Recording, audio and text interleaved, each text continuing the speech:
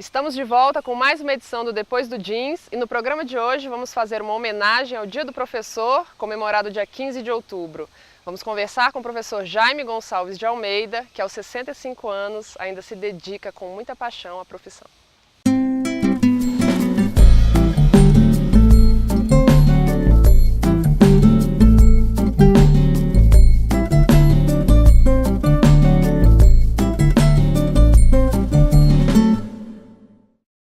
Professor Jaime, obrigada pela participação aqui no Depois do Jeans. Fala um pouquinho para a gente quais são as suas atividades como docente, como coordenador, o que o senhor ainda faz atualmente hoje? Bom, atualmente eu leciono na graduação da Faculdade de Arquitetura e Urbanismo e também na pós-graduação do Programa de Pós-Graduação em Arquitetura e Urbanismo da Universidade de Brasília. Além disso, eu faço a coordenação do Centro de Pesquisa e Aplicações de Bambu e Fibras Naturais, CPAB-UNB. E quando que surgiu essa vontade de trabalhar com bambu? Né? Assim, o interesse por essa área e sendo usado, inclusive, né, na sua área de pesquisa e estudo.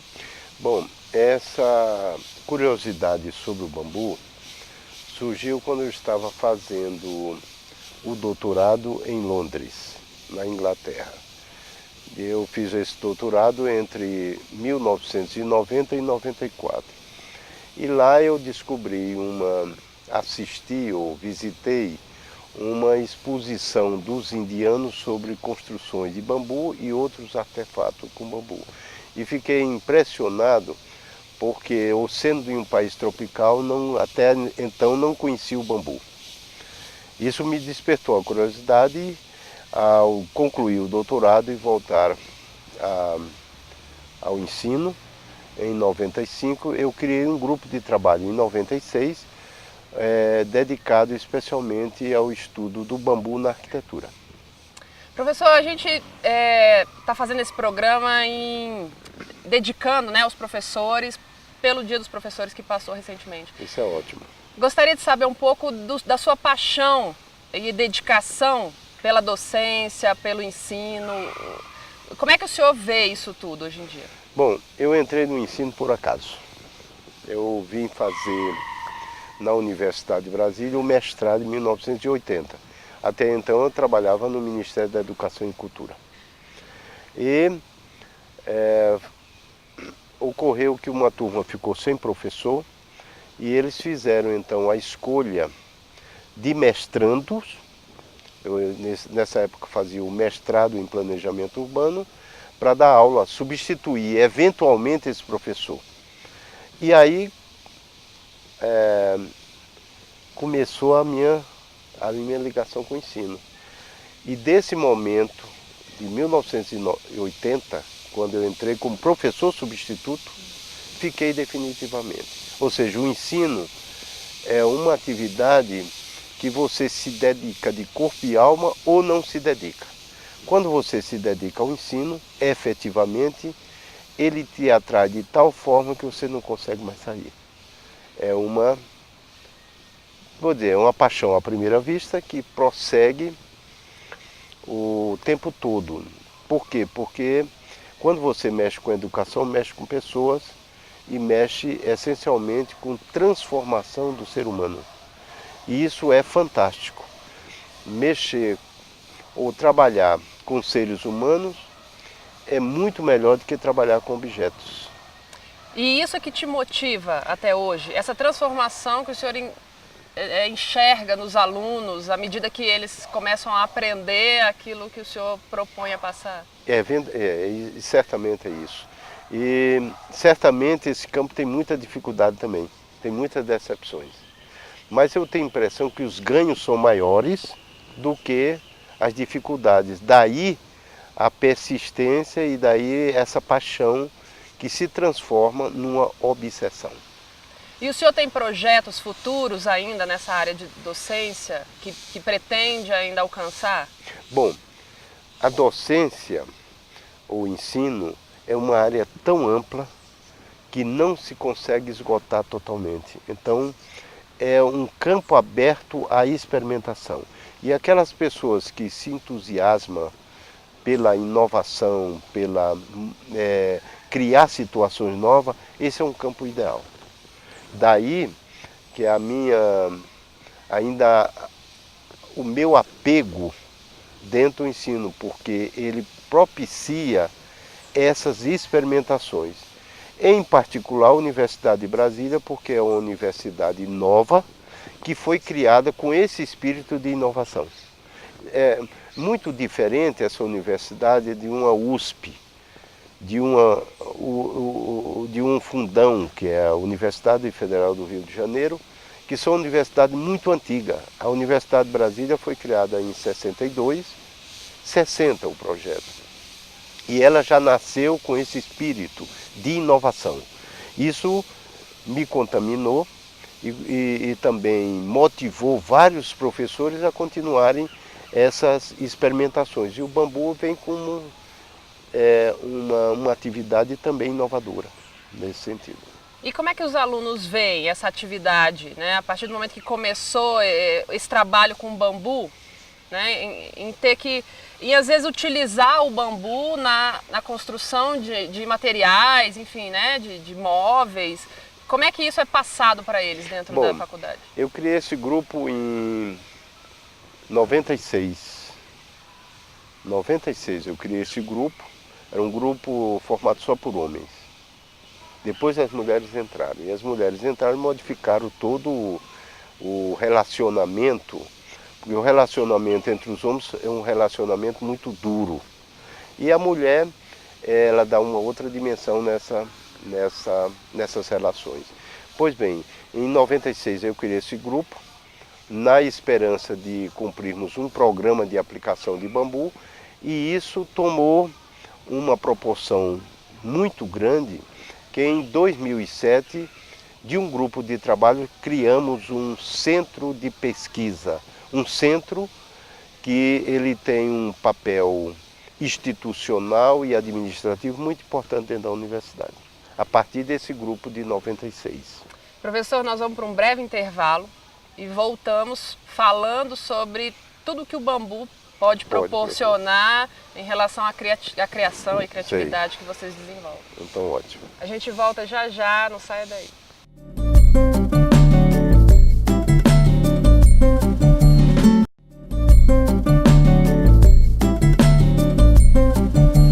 Estamos de volta com Depois do Jeans especial, em homenagem ao Dia do Professor, conversando com o professor Jaime Almeida, da UNB, Universidade de Brasília.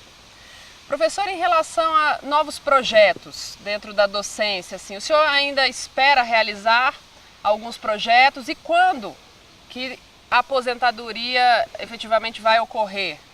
Né? Ela não pode ocorrer, de forma alguma, porque enquanto nós tivermos saúde e condições de trabalho, eu acredito que o homem pode produzir muito, porque o cérebro, na realidade, ele não envelhece. O que envelhece é o corpo, certamente, mas em relação à docência, tem uma grande vantagem em relação às outras profissões, porque a docência tem pouco desgaste no corpo e tem um crescimento na mente e nas emoções, principalmente, porque a educação realmente é fantástica, é uma atividade fantástica. Ela te dá muitas compensações. Então, eu espero ainda fazer muita coisa, porque o bambu ele propicia esse campo de criatividades e inúmeras aplicações. Nós no Centro de Bambu, que é o CPAB, nós estamos desenvolvendo várias linhas de trabalho. Estamos pegando o bambu e aplicando em produção de energia, tem um grupo trabalhando com isso, tem um grupo trabalhando com fabricação de cosmético a partir do bambu, tem outros com desenho industrial, tem outros aplicando como material de construção, outro em tecidos, fabricação de tecidos a partir da fibra de bambu. E tudo acontece na própria universidade? Não, isso acontece numa rede que eu criei, uma rede com um grupo de pessoas, nós criamos a Rede Brasileira do Bambu, que congrega os principais pesquisadores do bambu no Brasil. E essa é uma divisão de tarefa, uma divisão de atividade que é coordenada pela rede. Então tem um grupo no Pará que dedica energia, tem outro no Ceará de desenho industrial. A química do bambu está concentrada em São Paulo, materiais de construção está concentrado no Rio de Janeiro e em Goiânia, o estudo da botânica do bambu está concentrado aqui em São Paulo, e assim vai. Então há muitas possibilidades e enquanto tiver força, nós estamos trabalhando e produzindo. Então hoje esse projeto com bambu é sua paixão, né? Dentro da área acadêmica. É o que te motiva, por exemplo, a continuar, né, nessa área da docência, sair de casa e preparar então novos projetos ou até acompanhar os que já existem. É necessário que o professor tenha assim, um foco, um objetivo, algo a construir para que isso aconteça? Lógico. Falar de paixão é legal falar de paixão, porque a paixão se dá entre as pessoas, né? A paixão na educação é realmente a paixão entre as pessoas, onde o bambu ele entra como um objeto, como um meio de se construir relações. O bambu, outro material, outro elemento que a natureza dispõe, você pode também transformar aquilo, ou aquele objeto, ou aquele material, em fortalecimento de relações humanas. Então, eu tenho a impressão que isso é que motiva a sair todos os dias de casa e vir trabalhar no centro. Independente de obrigações administrativas. Mas essa motivação que se desdobra em relação com pessoas é muito importante porque rejuvenesce as próprias pessoas. Os próprios jovens, que muitos jovens já estão muito envelhecidos, não pela idade, mas por falta de esperança, por falta de horizonte na vida. Então, essa ideia de foco que você citou é muito importante, que as pessoas tenham um foco na vida, ou tenha vários focos. Tem pessoas multifocais, né? Mas um foco já é suficiente, porque ele dá muito trabalho, né? E esse trabalho é envolvente, envolve pessoas, envolve a própria pessoa, né? Na sua opinião, nos tempos atuais, nós temos a comemorar em relação aos aspectos relacionados à educação, ou ainda existe muita coisa a desejar nessa área? Olha, a educação eu diria que é sempre compensadora. Toda atividade educativa é compensadora. As condições que propiciam essas atividades, ou a atividade educadora, é que nós podemos criticar, né? Se eu diria assim, se eu falo para você que a infraestrutura é precária ainda, do ensino. Que a necessidade de mais recurso, sim, que a profissão do professor possa ser valorizada. Então, desse ponto de vista, eu posso criticar e sugerir medidas. Agora, do ponto de vista em si da atividade, ela é muito compensadora, compensa ser professor. E isso faz com que o senhor hoje, aos 65 anos, continue pensando em seguir carreira ainda. Ainda seguir carreira. Mesmo chegando aos 70, que tem a compulsória, que eu sou obrigado a me aposentar por força, ainda vou voltar a trabalhar. Porque um projeto desse é um projeto que você participa junto com outros numa construção que é extremamente útil para os seres humanos e para a sociedade. E eu tenho a impressão que a manutenção de uma atividade como essa faz muito bem à saúde. Com certeza. Professor, nós vamos voltar no terceiro bloco, falando então de tudo que é possível fazer com bambu, para que a gente possa mostrar para quem está nos assistindo que as possibilidades são imensas. Ok. A gente já volta, não saia daí.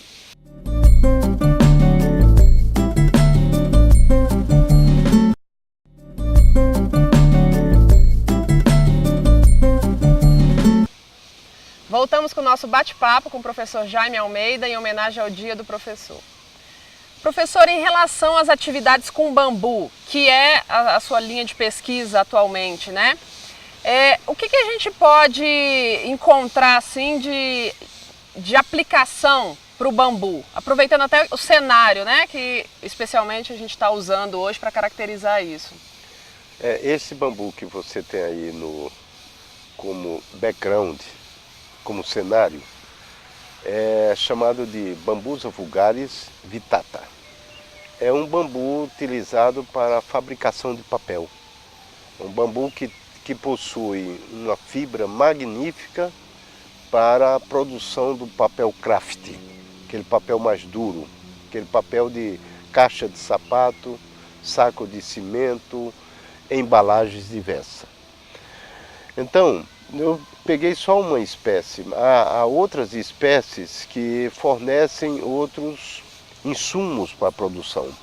Por exemplo, tem uma espécie asiática que é usada para alimentação, é o broto do bambu, que é o Philostachys, que é um bambu asiático, alastrante, que ele produz um broto de primeira qualidade. Inclusive na revista tem uma receita, uma receita para o uso do broto do bambu.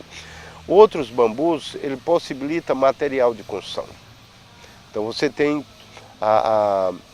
o material de construção para a fabricação de pisos, forração diversa, o bambu se presta muito bem. E também para a produção de tábuas, vigas, para a construção de estrutura. E ele é bastante resistente? Muito resistente, porque ele praticamente é só fibra. Ele é um material fibroso. É chamado de madeira de bambu, mas na realidade é uma fibra, um material fibroso. E além disso, o bambu, na cultura asiática, ele é efetivamente utilizado. Efetivamente, ele se incorpora às atividades humanas, tanto aquelas atividades de cunhos culturais, como de cunho socioeconômico. A nossa cultura é que uma cultura que ela desconhece muito o bambu. O problema do bambu no Brasil é um problema cultural. Se nós conseguirmos romper essa barreira da cultura, iremos também competir com os asiáticos, porque o bambu, a incidência dele é na região tropical e subtropical. Não dá bambu na Europa, não dá bambu no Polo Norte, no Polo. Né? É um grande diferencial. Nós temos um estoque de bambu nativo de primeira qualidade, mas não explorado por uma questão de cultura. Então, é um material que na Ásia, eles não têm uma possibilidade de oferta de madeira como nós temos nas florestas tropicais, eles só têm praticamente o bambu. Então eles desenvolveram mais rápido, ao longo do tempo, uma cultura de utilização plena do bambu. E nós não conseguimos ainda, mas vamos conseguir porque o mundo hoje está com um problema ambiental muito sério. O bambu ele entra como uma área de regeneração florestal e ele tem um poder, como ele tem um crescimento muito rápido e vigoroso, ele coloca muito no ar o oxigênio e absorve muito o gás carbônico. Então é uma planta benéfica no estado de crise ambiental que nós estamos vivendo. Então, nesse sentido, o bambu é plenamente uma planta que pode ser usado na crise ambiental que nós estamos passando. Está rodeado de jovens. Isso interfere na vontade de continuar lecionando, mesmo depois dos 60 anos? Isso faz parte também do processo? Não, faz parte, isso é vital. É vital porque o jovem, ele tem uma grande qualidade. Eles são audazes e te coloca desafio. Quando ele coloca desafio, você automaticamente sai da sua passividade e acompanha e enfrenta esse desafio junto com eles. Eu tenho a impressão seguinte, que o ambiente social e o ambiente jovem é muito importante. Lógico que o jovem necessita do adulto, né? Ou do idoso, né? Usando uma palavra que tem uma certa conotação pejorativa, né? O idoso, quando você fala em idoso, você pensa numa pessoa de bengala e uma pessoa passiva. Mas essas duas, a criança, o jovem e o idoso, né? Eu tenho a impressão que é essencial, essa é a vida. Se complementam. Se complementam, perfeitamente. Dentro da docência, né, e sendo professor, atuando como professor, qual a experiência que te marcou mais nesses anos todos? Olha, são várias. Eu não posso citar uma, nem duas, nem três. O fato de contar com pessoas animadas, o fato de ter criado um grupo e esse grupo deu certo, é uma grande felicidade. Mas há inúmeros momentos que eu diria assim, que são compensatórios. Mas só o fato de ter constituído um grupo com alunos da Faculdade de Arquitetura já foi uma grande felicidade. E que esse grupo deu certo. Em relação à família, né? A família do senhor, como é que eles veem tudo isso, essa paixão pela docência, pelo ensino? O que acontece em casa? Em casa é interessante, né? Porque cada um, a minha esposa, os meus filhos, têm os seus próprios caminhos, né? Não segue hoje mais o que determina os pais. Eu acho isso muito bom. Cada jovem, ele procura o seu próprio caminho. O mais importante é que a família não atrapalha. Porque se atrapalhasse, sim, aí eu diria para você que estaríamos numa dificuldade, né? Mas pelo contrário, ela até ajuda, tem a compreensão de que uma atividade como essa é importante e passa a ter a apoiar também. E o apoio é essa questão de não criar dificuldade. Eu acho que isso é muito importante, porque cada um tem o seu caminho.